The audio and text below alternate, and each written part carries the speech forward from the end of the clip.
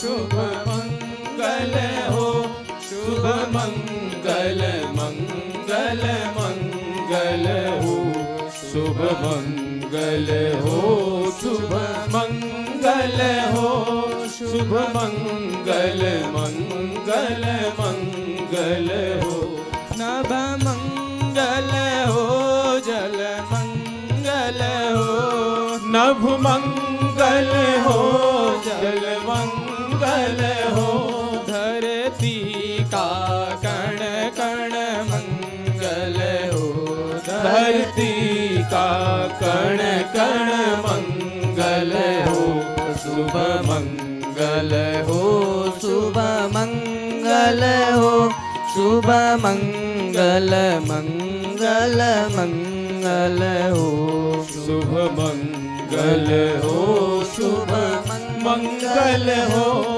शुभ मंगल मंगल मंगल हो, दिन मंगल हो, निशि मंगल हो, दिन मंगल हो, निशि मंगल हो, जीवन का हर क्षण मंगल हो, जीवन का हर क्षण मंगल हो, शुभ मंगल हो, शुभ मंगल हो, शुभ मंगल मंगल मंगल हो, शुभ मंगल हो, शुभ मंगल हो, शुभ मंगल मंगल मंगल हो, तन मंगल हो, मन मंगल हो, तन मंगल हो,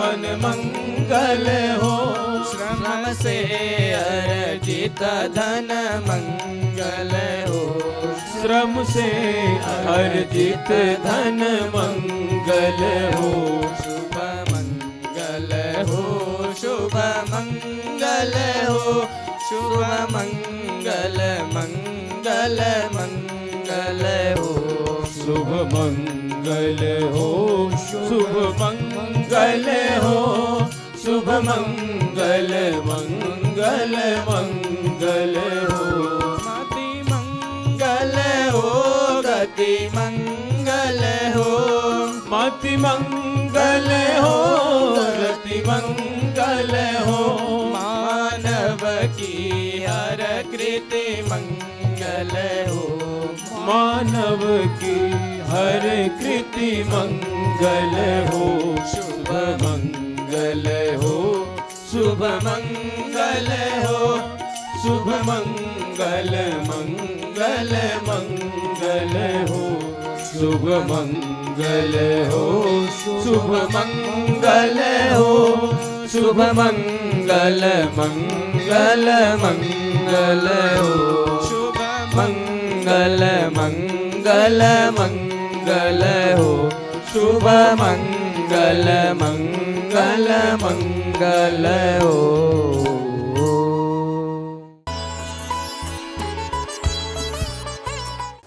भगवान ईश्वर व्याप्त है। ऐसी वाक्य महावाक्य हमको वेदों में पढ़ने को मिलते हैं। उपनिषद के माध्यम से उनकी व्याख्या भी बड़ी विस्तार रूप से की गई है। तो मैं कल आपको बता रहा था, महाभारत युद्ध के बाद समाज में एक विलक्षण परिस्थितियां पैदा हुई, वातावरण पैदा हुआ।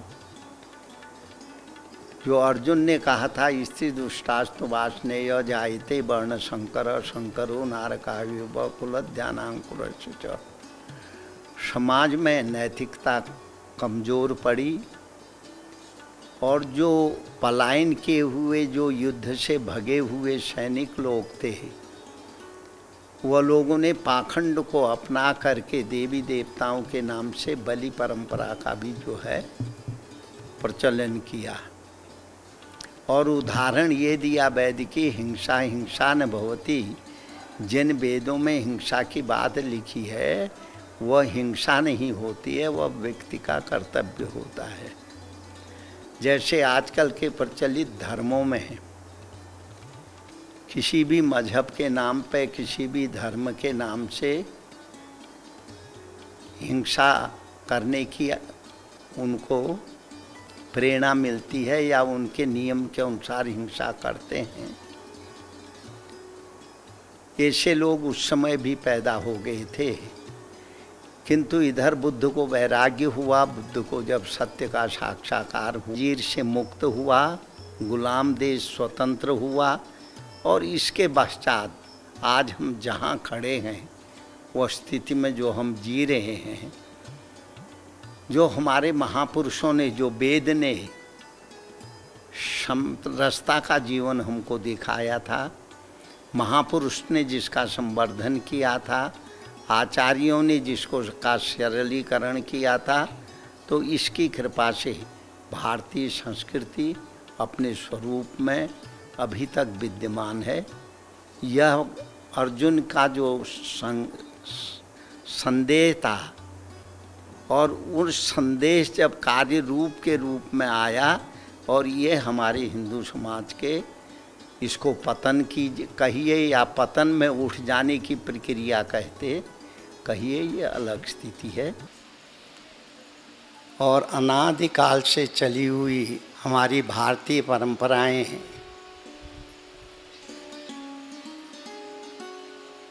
संतों के प्रति हमेशा कृतज्ञता ज्ञापन करती आई है। गुरु पर्व को हम पहले रूप में देखें तो महापुरुषों के प्रति हमारी कृतज्ञता है, जिन्होंने स्वतः संसार में भगवान की आराधना की, भारतीयता के प्रचार और प्रसार के लिए जिन्होंने कठिन श्रम किया, भारतीयता को अक्षुण्ण रखने के लिए संपूर्ण भारत में जो है पैदल पैदल परिक्रमाएं की और लोगों को जागृत किया। और उसी का एक परिणाम है, अनेक झंझावातों के बीच में भी हमारी भारतीय संस्कृति अक्षुण्ण रही। विश्व में अनेक ऐसे देश हैं जहाँ पर थोड़े से विद्रोह के कारण संस्कृतियाँ पैदा हुई और समाप्त हो गई, और आज वो कोई उनका नाम लेवा नहीं रहा। किंतु हमारी भारतीय संस्कृति ने 800 वर्ष तक की गुलामी को झेला। सिर्फ गुलामी को झेला ही नहीं, धर्म के नाम पर, उपासना के नाम पर, आस्था के नाम पर हमारे को बहुत क्लेश भी दिए गए। हमारी उपासना स्थलियों को समाप्त किया गया, हमारे विचारों की हंसियाँ उड़ाई गई, तो भी भारतीय संस्कृति अक्षुण्ण रही। कोई भी झंझावात इसको अपने रास्ते से डिगा नहीं पाया। एक तो वेदों के द्वारा बताई गई जो हमारी मर्यादाएं हैं, वह सत्य के ऊपर आधारित हैं। हमारे यहाँ चरित्र और संस्कारों को विशेष महत्व दिया गया। चरित्र से ही व्यक्ति के संस्कार बनते हैं, और संस्कारों के माध्यम से ही व्यक्ति महान बनता है। तो हमारी भारतीय जनता ने, जिन्होंने तपस्या और के माध्यम से खुद कष्ट सहन करके भी इस भारतीयता का प्रचार प्रसार किया, और जो है उसी के रूप में हम सब लोग गुरु पर्व मनाते हैं, उन महापुरुषों के प्रति कृतज्ञता ज्ञापन करते हैं। उनको हम याद करते हैं, उनके त्याग को याद करते हैं, उनके आदर्श को याद करते हैं, और परमेश्वर से प्रार्थना करते हैं, प्रभु जो जीवन उन मनीषियों ने कष्ट सहन के बाद भी अपने रास्ते का त्याग नहीं किया, उन महापुरुषों के प्रति हमारी कृतज्ञता और उनके त्याग तपस्या के प्रति हमारी आस्था हमेशा बनी रहे। इसीलिए हम गुरु पर्व को मनाते हैं।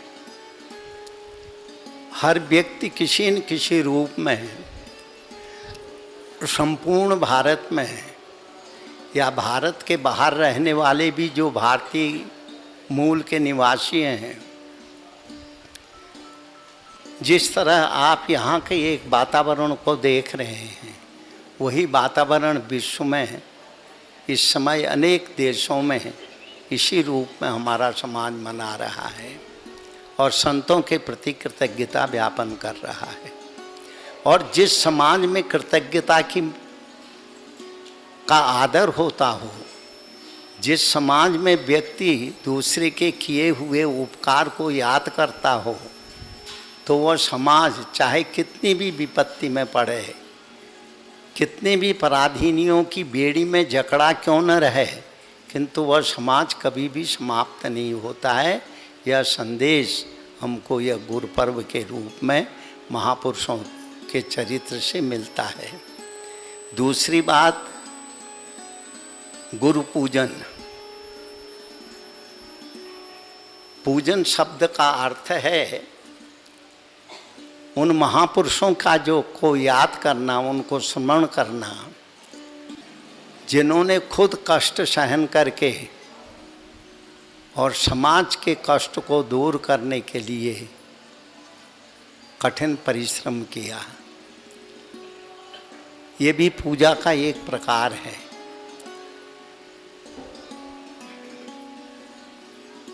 तो गुरु पर्व हमको एक संदेश देता है, जिन्होंने हमारे लिए कुछ किया उनके प्रति हम कृतज्ञता ज्ञापन करें। दूसरा, महापुरुषों ने जो त्याग और तपस्या के माध्यम से खुद कठिन संकटों को सहने के बावजूद भी समाज को एक सुस्थिर मार्ग दिया, उन महापुरुषों के प्रति हम अपनी भावांजलि श्रद्धांजलि भी गुरु पर्व के माध्यम से हम लोग देते हैं। और तीसरी बात है, इस गुरु पर्व को हम व्यास जी की भी स्मृति में मनाते हैं। व्यास जी ने 18 पुराणों की रचनाएं की। उन महान महान महापुरुषों की उन पुराणों में उनके चरित्र का चित्रण किया और जनता उनको श्रवण करने मात्र से जनता के अंदर की जो अविवेकता थी वह दूर हो करके जनता एक अच्छे वातावरण में जीने लगी और जनता ने बुराइयों को छोड़ करके अच्छाइयों को ग्रहण करने की प्रेरणा उन पुराणों के माध्यम से हमको मिली। आप लोग जब मंदिर में प्रवेश करते हैं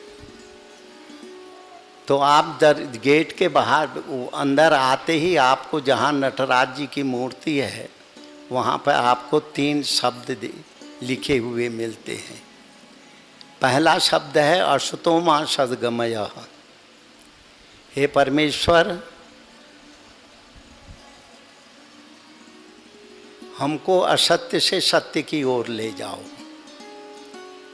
अशुतो मां सद्गमय, असत्य मार्ग से हमको सत्य मार्ग की ओर ले जाओ, ये प्रार्थना है। और दूसरी बात है तमसो मां ज्योतिर्गमय, हम अंधकार से प्रकाश की ओर जाएं। अंधकार जीवन के लिए बड़ा घातक होता है। आज वर्तमान समय की जो परिस्थितियां निर्मित हुई हैं, चाहे राष्ट्र में हो, चाहे परिवार में हो, चाहे व्यक्तिगत व्यक्ति के जीवन में हो, जो अशांति का कारण है, परस्पर संघर्ष का कारण है, वह अंधकार ही है। किसी वस्तु को न जानना, किसी वस्तु को न समझना, यह अज्ञानता की परिधि में आता है। तो दूसरी बात उस मंत्र में लिखी गई है, तमसो मां ज्योतिर्गमय। हे प्रभु, हमें इस अंधकार से बाहर की ओर निकालो। आप लोग भी अपने जीवन में इस चीज़ को कभी कभी अनुभव करते होंगे। जब आप चारों तरफ विपत्तियों से घिर जाते हैं, अशांति का माहौल आपके जीवन में आ जाता है, मन हमेशा उथल पुथल मचाते रहता है, तो वैसी परिस्थिति में आप बहुत काल तक नहीं टिक के रह सकते हैं। अगर उसको रोका नहीं गया तो उसकी परिणति क्या होती है? डिप्रेशन, अशांति। डिप्रेशन उसका एक लक्षण है। तो उस अशांति से बचने के लिए, अंधकार से बाहर निकलने के लिए साधक भगवान वेद के मंत्रों के माध्यम से यह प्रार्थना करता है, तमसो मां ज्योतिर्गमय। हे प्रभु, मेरे को इस अंधकार से बाहर करो। आप लोग भी अपने जीवन में इस चीज़ को सोचे होंगे, समझते, कभी आपके जीवन में वह क्षण आए हों जब चारों तरफ से आप अपने को अशांत महसूस करते हैं, आपकी सोचने की क्षमता क्षीण होने लगती है, तो जो है मन संकल्प और विकल्प के ऐसे प्रवाह में बह चलता है जिसको संभालने का कोई उपाय नहीं रहता है। उस समय व्यक्ति घबराया हुआ सिर्फ एक परमात्मा से ही प्रार्थना करता है, प्रभु इस अंधकार से मेरे को बाहर निकालो, या इस विपत्ति से मेरे को बाहर निकालो। विपत्ति भी अंधकार का ही एक स्वरूप है। जहाँ पे विवेक काम नहीं करता है वह सब अंधकार की परिधि में आता है। पहले तमसो मां ज्योतिर्गम, असतो मां सद्गमय पहला मंत्र है। असत्य से हम सत्य की ओर जाएं। असत्य जीवन में बड़ा घातक होता है। आप लोगों के भी जीवन में बहुत से विवेकशील व्यक्ति ऐसे होते हैं, अगर कहीं उनसे अन्याय हो गया और असत्य मार्ग में वो लोगों ने कभी पैर भी रखा हो या असत्य मार्ग का वो अनुसरण करते हों, तो जब उनके अंदर में बोध होता है तब वो घबराने लगते हैं, मैंने अपने जीवन में एक बहुत बड़ी गलती की है। ऐसे हम लोगों को भी यदा कदा बहुत सी भ्रमण काल में ऐसे लोग मिलते आए। ये कहता है, महाराज जी मैंने जान के कभी भी कोई पाप नहीं किया, किंतु मेरे से एक बहुत बड़ी गलती हुई। एक अपराधी को बचाने के लिए, और मेरे को मालूम था कि इस व्यक्ति ने अपराध किया है, इसके अपराध के कारण एक परिवार बहुत दुखी हुआ है, बल्कि बहुत कष्ट में पड़ गया। जब मेरे से पूछा गया तो मैंने उसका साथ दिया और मैंने ये बोला कि मैं नहीं जानता हूँ कि ये व्यक्ति ऐसा कर सकता है, किंतु वो व्यक्ति किया था, किंतु किसी कारणवश, किसी प्रलोभनवश या उसकी शक्ति को देख करके मैं खुद भयभीत हुआ, इसका साथ दिया। पर वो बात तो आई गई हो गई, किंतु आज तक मैं उस असत्य से के तरफ कभी भी थोड़ा भी सोचता हूँ तो मेरा मन विचलित हो जाता है। मैं उस अशांति के दौर में पहुँच जाता हूँ और चित्कार करती हुई वह परिवार जो निर्दोष था, उसका चेहरा मेरे सामने आता है तो मैं अपने आप को क्षमा नहीं कर पाता हूँ। एक कहानी है ये हर एक के जीवन में ये वस्तुएं आती हैं, इसको हमेशा ख्याल रखना चाहिए। तो इसलिए असतो मां सद्गमय, हम असत्य से सत्य की ओर जाएं। तमसो माँ ज्योतिर्गमय, अंधकार से प्रकाश की ओर जाएं। जब तक अंधकार रहेगा तब तक हम ठीक रास्ते पर नहीं चल पाएंगे। तीसरी बात कहते हैं मृत्योर्मा अमृतंगमय, हम मृत्यु से जीवन का वर्ण करें। मृत्यु बड़ी भयावह स्थिति होती है। हर कोई जानता है कि जीवन में मृत्यु अनिवार्य है, और महापुरुषों ने भी ऐसी बातें कही हैं, जो उपजय सो विनिश्यो पर्यो काल के फंद। जिस समय माँ के गर्भ से यह जीव बाहर आता है, अकेला नहीं आता है, एक सूक्ष्म आकृति उसके पीछे पैदा होती है, जिसको हम काल कहते हैं। ज्यों ज्यों लड़का बढ़ते, ये संतान बढ़ते जाती है, लड़का बढ़ते जाता है, त्यों त्यों वह जो है आकृति भी उसके साथ साथ बढ़ते जाती है। किंतु लड़के का शरीर बढ़ता है, वह आकृति उसके शरीर को क्षीण करते जाती है। ये प्रकृति का नियम है। जो उपजय सो विनिश्यो पर्यो काल के फंद, जो भी पैदा हुआ उसकी मृत्यु निश्चित है। यह सब कोई जानते हैं, पर मृत्यु से भयभीत भी बहुत होते हैं। तो यहाँ भगवान वेद कहते हैं मृत्योर्मा अमृतंगमय, हे प्रभु हमें मृत्यु से अमृत की ओर ले जाओ। हमें मृत्यु का भय न लगे, किंतु हम एक अच्छा जीवन जी सकें, यह हमारे ऊपर कृपा करो। तो यह संदेश संतों ने, यह संदेश महापुरुषों ने और हमारी संस्कृति के लिए समर्पित जीवन जीने वाले जो महापुरुष थे, उन्होंने समाज को दिया। उसका परिणाम ये हुआ कि 800 वर्ष की गुलामी के बावजूद भी आज हम अपने आप अपने अस्तित्व को बचाने में सक्षम हुए हैं।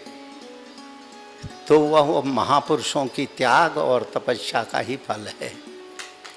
अच्छे विचारवान लोगों की त्याग और तपस्या का फल है। तो उन्हीं महापुरुषों के प्रति हम लोग कर्तव्यता व्यापन करने के लिए ही गुरु पर्व मनाते हैं। और हम जब धार्मिक पुस्तकों में जब भगवान के विषय में पढ़ते हैं, तो हमें स्पष्ट एक संकेत मिलता है।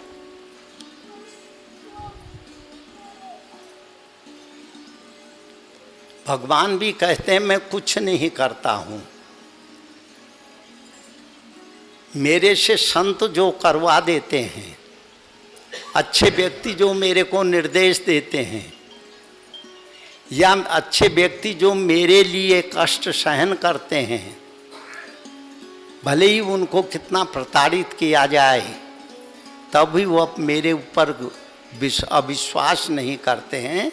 उन व्यक्तियों की सुरक्षा के लिए ही मैं प्रकट हो करके उनके कष्टों का निवारण करता हूँ। यह हमारे लिए एक उपदेश है, हमारे लिए एक दृष्टि है। इसलिए आज जो भारतीयता अक्षुण्ण है और भविष्य में भी रहेगी, तो ये महापुरुषों का ही त्याग और तपस्या का फल है। और उन्हीं को आज हम गुरु पूर्णिमा के उत्सव में उनकी की हुई अच्छाइयों को याद करते हुए उनके प्रति हम कृतज्ञता ज्ञापन करते हैं।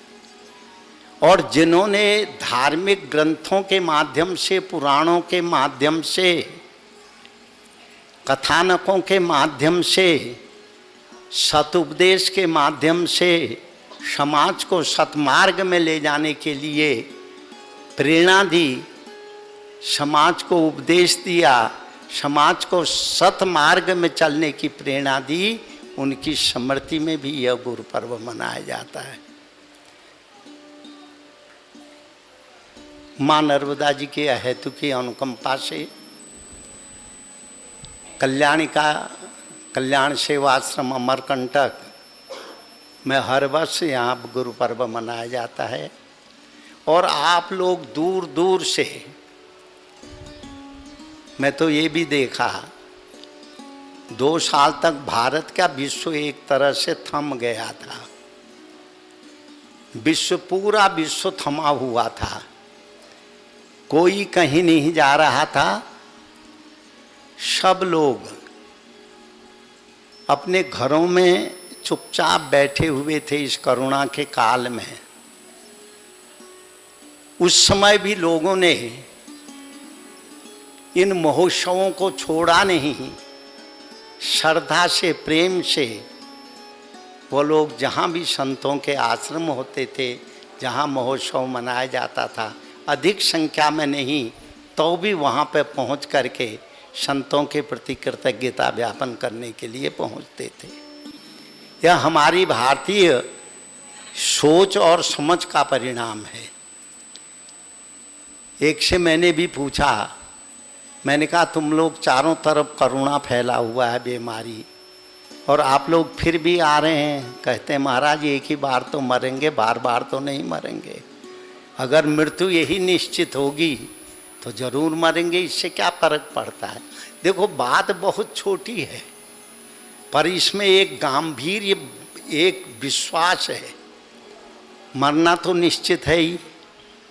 अगर इसी कोरोना ने हमारी मृत्यु लिखी होगी तो उसको कोई मेट नहीं सकता है। तो ये एक विश्वास जो हमारा समाज के प्रति है, संतों के प्रति समाज का जो विश्वास है, यह हमारी सबसे बड़ी धरोहर है। और यही भारतीयता को अक्षुण्ण बनाने वाली एक प्रक्रिया की भी है।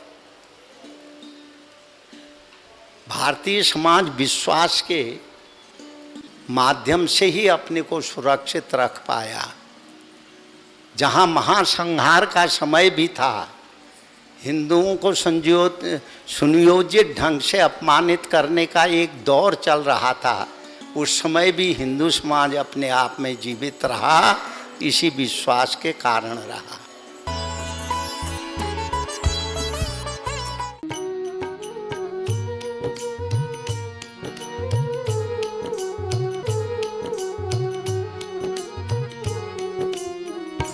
शुभ मंगल हो, शुभ मंगल हो, शुभ मंगल, मंगल मंगल हो, शुभ मंगल हो, शुभ मंगल हो, शुभ मंगल, मंगल मंगल हो।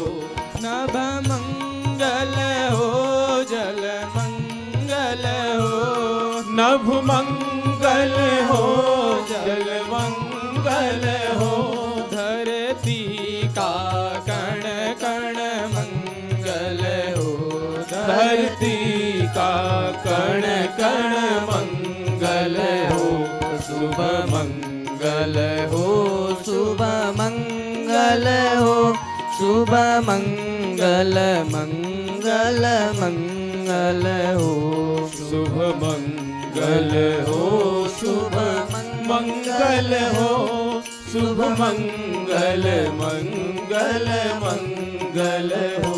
दिन मंगल हो, निशि मंगल हो, दिन मंगल हो, निशि मंगल हो, जीवन का हर क्षण मंगल हो, जीवन का हर क्षण मंगल हो, शुभ मंगल हो, शुभ मंगल हो, शुभ मंगल, मंगल मंगल हो, शुभ मंगल हो, शुभ मंगल हो, शुभ मंगल, मंगल मंगल हो।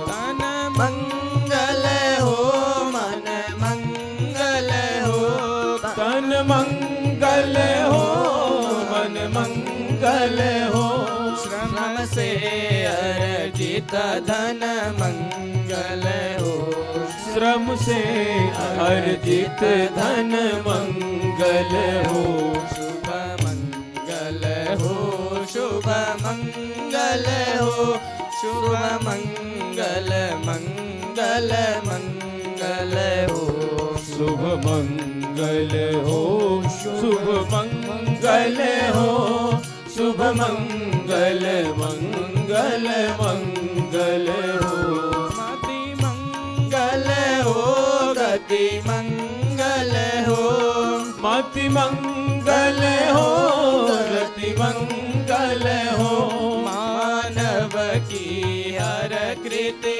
मंगल हो मानव की हर कृति मंगल हो शुभ मंगल हो शुभ मंगल हो शुभ मंगल मंगल मंगल हो शुभ मंगल हो शुभ मंगल हो शुभ मंगल मंगल मंगल हो शुभ मंगल मंगल मंगल हो शुभ मंगल मंगल मंगल हो।